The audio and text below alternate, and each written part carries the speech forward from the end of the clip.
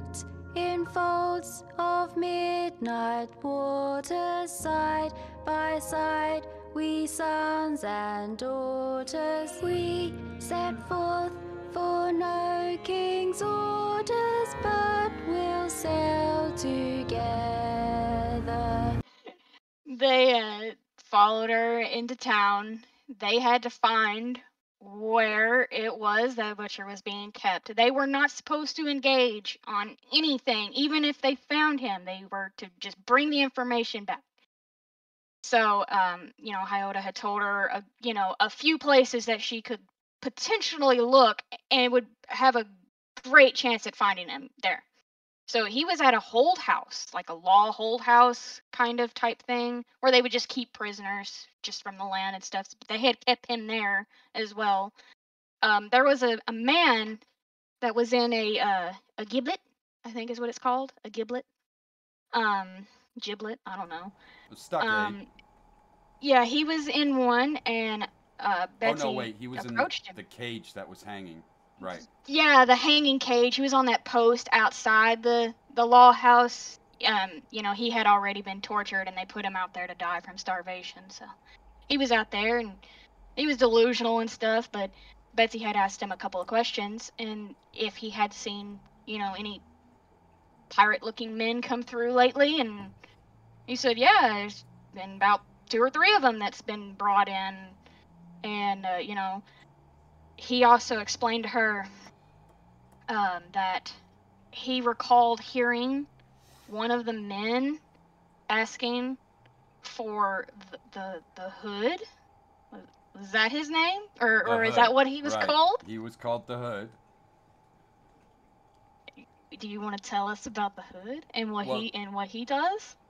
well, the Hood was a torture specialist, and he was only known by the Hood. I looked up this individual, and he was a huge, heavy-set, fat guy that never wore a shirt and wore a big executioner's hood, and he was specialized in torture. And this was one of the most difficult things I've had to write since the ship battle is torture. There is no research to do on torture. You can research the torture devices, you can research the torture effects, but you can't actually research the pain that somebody's inflicting on another person and their experience with that. And because of that, even movies and books don't do a very good job of explaining just how much pain a person can be put through. And Butcher started his path, of which would last about 3 days, down or no longer, right? It was like 6 or 7 days of torture Yeah. that he went down this path of torture. And the Hood started it.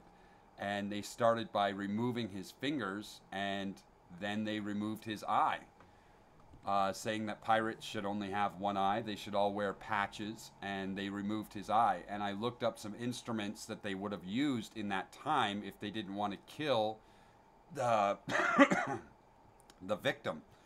And that was difficult because whenever somebody removed the eye, their intention was to kill the victim. So when you're looking at doing a torture scene where the eye is removed but the victim doesn't die from it, you had to find specific tools for that era. And they were some gruesome looking tools, man. They were nasty looking. I know, right? I so the hood hadn't quite. He was being fetched. He was due to come in. So Betsy had assumed that that Butcher was in there, and she sent the Scarlets back to the ship, and she stayed behind, which was not what she was supposed to do. She was supposed to come back. So she lurked around outside, just looking around, seeing if she could find like any way to get inside the law house and not get seen. But she was spotted by a redcoat who was walking around the perimeter. Um, she acted like she was just a drunk, just wandering drunk, and but he saw past that. He knew that she was here for something, but he told her to go away, but she didn't go away, and he jerked her up from the ground and he brought her inside the law house where he shoved her on the ground and he was going to attempt to rape her, but he had been stopped by another man, Oliver. Oliver, yes, who recognized her almost immediately. He told the man that is Betsy Wright, and if he don't get his act together, he'll tell Alfred what happened. But anyway, Oliver saw this as an opportunity, and he grabbed Betsy up and he brought her where Butcher was, threw her on the ground, basically just trying to get information out of Butcher, the information that he was trying to get, which was the location of the bloody bones and if it still existed, because it had become such a legend that they weren't sure the ship even existed anymore. But Butcher wouldn't break at that point. He still hadn't taken enough damage to fully break. well, Betsy, she pulled a dagger from her boot yet again, and she threatened Oliver, told him not to come near her or touch her or anything, and she was pissed because she saw what happened to Butcher. And he didn't waste a single second, and he punched her right between the eyes, knocked her out. She was cold on the ground. And then he demanded they be loaded up into a carriage, and they would be taken to Pennsylvania. Which led to the next part of Butcher's tremendous torment. I'm telling you, this guy should have died. They're moving at full speed down the road from Charleston to Pennsylvania. They've got armed escorts with them, and they've got Butcher tied to a anchor with a rope, and while they're in the wagon, they toss him out. So he's bouncing off the ground, his arms breaking, his face gets completely tore up the side where he hits the ground, and it's just a brutal, like, I couldn't do the description proper justice, so I had to look up some kind of image that would represent just how bad the damage on his face was, because it nearly took his cheek off to the point of seeing his teeth. And if that wasn't bad enough, Betsy had this plan to be closer to Butcher. Go ahead and explain that one. Okay, well, she had been knocked out, she'd been punched in the face. She was out cold. They had tied her to the driver's seat of the wagon originally, which is where she was going to stay for the remainder of the trip. But when she woke up and she realized, what just happened, at first she had no recollection of what happened, but she was soon reminded because, she heard Butcher back there fall out, and she's like, oh crap, Anyway, the wagon was stopped, and they collected him, threw him back inside, and then she had told them that stop torturing him. Why torture him when you could do it to me? It would just fuck with his brain even more. So, she took it upon themselves to basically give them permission to do whatever they wanted to her. And they didn't Which was quite almost accept as torturous as the torture he had been enduring, because he had to listen to this, he had to watch this happen over a series of 3 days, right? And everybody took a turn except one dude. Every single person took a turn with Betsy. Yep. Her idea for that was she knew where they were going. She knew they were going to Pennsylvania, that these were her father's men, and that it wasn't over for Butcher. It was just the beginning. So she wanted to take a little bit of that heat off of him and keep their minds, instead of torturing him, keep their minds somewhere else. So yeah, she allowed all this to happen to her. It's the worst 3 days of her life, I'm pretty sure. Yeah, it was pretty bad.